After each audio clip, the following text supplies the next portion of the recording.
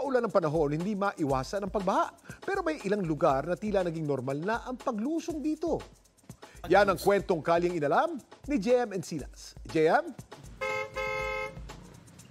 Kuya Kim, bahagyamang huminto yung pagbuhos ng ulan pero may ilang lugar pa rin dito sa San Mateo Rizal ang lubog sa baha. Itong araw yung isa sa pinakamatagal na baha na kanilang naranasan.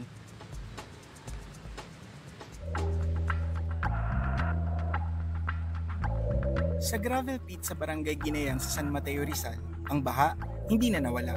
Kaya tila naging normal na sa mga residente rito ang paglusong sa baha. Wala naman daw kasi silang ibang dadaanan kundi ang makikipot na iskinitang ito. Ang pinakamatagal po ngayon ng baha namin ay 5 araw na po na hindi umuupa yung tubig. Tapos pagka malakas pang ulan, balik-balik po yung tubig hanggang baywang po namin.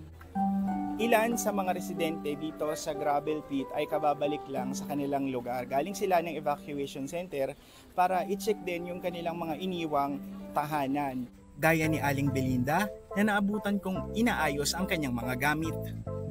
Daing niya ang pananakit ng kanyang paa.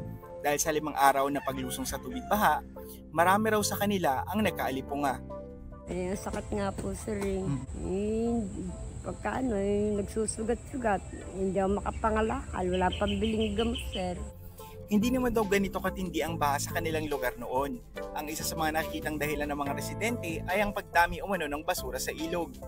Nakikiusap naman ng mga apektadong residente na sana raw ay maabutan sila ng relief goods. Nasa halos 30 pamilya pa ang nananatili sa evacuation center dahil hindi pa rin humuhupa ang baha sa kanilang lugar.